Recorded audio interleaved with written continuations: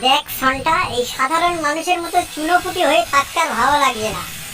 লোকজন দেখা মাত্র স্যালুট করবে, অটোগ্রাফ নেওয়ার জন্য হামলে পড়বে। এক কথায় যাকে বলে সেলিব্রিটি। এমন কিছু একটা আমাকে করতে সাহায্য কর, যাতে আমি সেলিব্রিটির মতো জীবন যাপন করতে পারি। এতই করে বলছো যখন, তাহলে ঠিক আছে। সামনে এই বিশ্ব অ্যাথলিট প্রতিযোগিতায় তোমাকে দৌড়ে অংশগ্রহণ করার জন্য নামিয়ে দিই। কি যে বলিস, দৌড় প্রতিযোগিতায় নামতে গেলে তো অন্তত 15 বছর প্র্যাকটিস করতে হবে, ততদিনে তো আমি বুড়ো হয়ে যাব। পটকাদা, অত চাপ নিচ্ছ কেন? আমি তো আছি, আমি তোমার কোচ। ক্ষমতা দেহে থাকে না, ক্ষমতা মাথায় থাকে। শুধু হাতটাকে একটু স্ট্রং করতে হবে, যাতে ওটা ফেল না করে। সান্টাদা, তুমি কি পটকাদার ওই পাখাটির মতো হাত পাগুলো দুমড়ে মুচড়ে দেওয়ার কোনো প্ল্যান করেছো নাকি? আরে না না, অমন স্লিম ফিগারেই তো দৌড়ের রেকর্ড হবে। এখনই দৌড় শুরু হতে চলেছে। সারা বিশ্বের সব নামকরা দৌড়বীর এখানে এসে হাজির হয়েছে।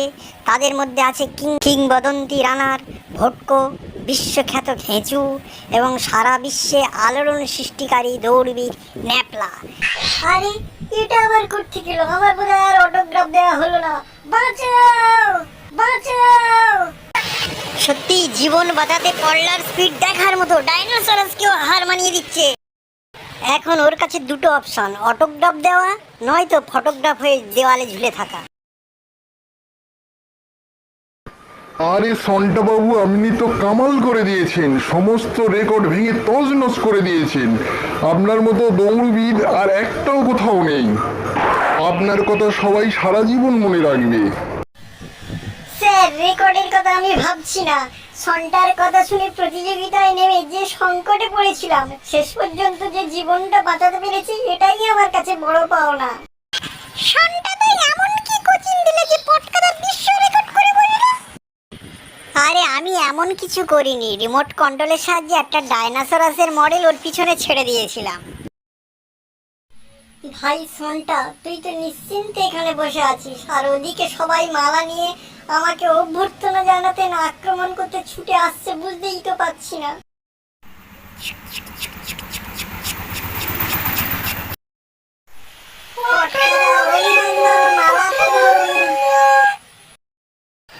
আরে এই মাত্র পটকাদা যেন কথা বলছিল, হঠাৎ কোথায় গেল?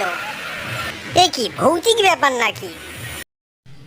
আরে ভাই সন্টা, আমি এখনো ভূত হইনি, সমাধির নিচে পড়ে আছি, আমাকে টেনে তোল। সন্টাদা, আমার মনে হয় এই আবর্জনার স্তূপের ভিতর থেকেই পটকাদার গলা শুনতে পাওয়া যাচ্ছে।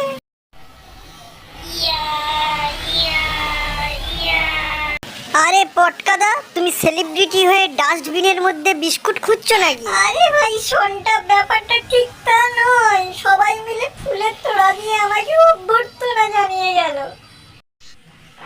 ভাই সন্টা, সেলিব্রিটি হয়ে তো আতঙ্কের মধ্যে দিন কাটাতে হচ্ছে, এইভাবে কি চলা যায়? এত চাপ নিচ্ছ কেন পটকাদা? এখন মনে করো আমি তোমার স্পোর্টস কোচ নই, আমি তোমার লাইফ কোচ, আমি সব ব্যবস্থা করে দেব। সর্বনাশ! সন্টা তো দেখছি এবার আমার পুরো লাইফটাই হেল করে ছাড়বে। চলে এসো পটকাদা, আর হেঁটে যাতায়াত করা যাবে না, গাড়িতেই চলাচল করতে হবে। ভাই সন্টা, তুই কতদিন গাড়ি চালাচ্ছিস? কেন, আজকেই প্রথম চালাচ্ছি। আমি বই পড়ে দেখে নিয়েছি কিভাবে গাড়ি চালাতে হয়। ভাই সন্টা, এত মূল্যবান জীবন এত তাড়াতাড়ি উপরওয়ালার কাছে পাঠিয়ে দিতে চাস? আমি তো আরো কিছুদিন পৃথিবীতে থাকতে চাই। আমি বলছিলাম কি, তোর তো ড্রাইভিং লাইসেন্স নেই। লাইসেন্স ছাড়া গাড়ি চালালে তো পুলিশে ধরবে। ও নিয়ে ভেবো না, এখন তো সোজা অফিসে গিয়ে আগে লাইসেন্সটা করিয়ে নেব। হায় ভগবান, এ তো দেখছি সান্টা বাঁচার শেষ সুযোগটুকুও দিতে চায় না। সান্টা, আমরা গাড়িতে যাচ্ছি না পালতোলা নৌকাতে? পটকাদা, গাড়ির ফাংশনগুলো আগে বুঝতে দাও। বইয়ের পড়ার সাথে তো আস্তে আস্তে মেলাচ্ছি না।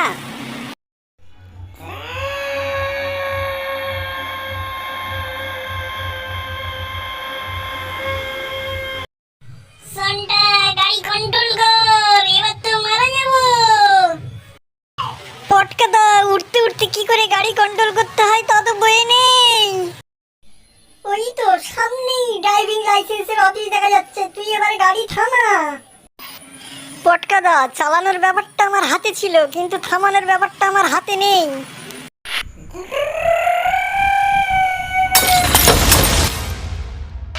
স্যার, আপনি সামনে আছেন যখন, কিছু একটা হওয়ার আগে আমার আগের ড্রাইভিং লাইসেন্সটা দিয়ে দিন। আচ্ছা, অফিসে তো হাওয়া ছিল না, হঠাৎ এত ঝোড়ো হাওয়া হচ্ছে কেন? স্যার, আপনি এখন অফিসে নেই, আপনি আছেন মৃত্যুর দরজায়। পটকাদা, আমরা তো গাড়ির উপরে ছিলাম, নিচে এলাম কি করে? আরে ছোট ভাই, আমরা অন্য গাড়ির তলায় অ্যাক্সিডেন্ট করে ঢুকে গেছি। পটকা বাবু, তুমি কালু ডাকাতকে ধরে দিয়ে আরেকটা অসাধ্য সাধন করে দেখালে। বড় বাবু, আমার কোনো অবদান নেই, সব অবদানই সন্টার।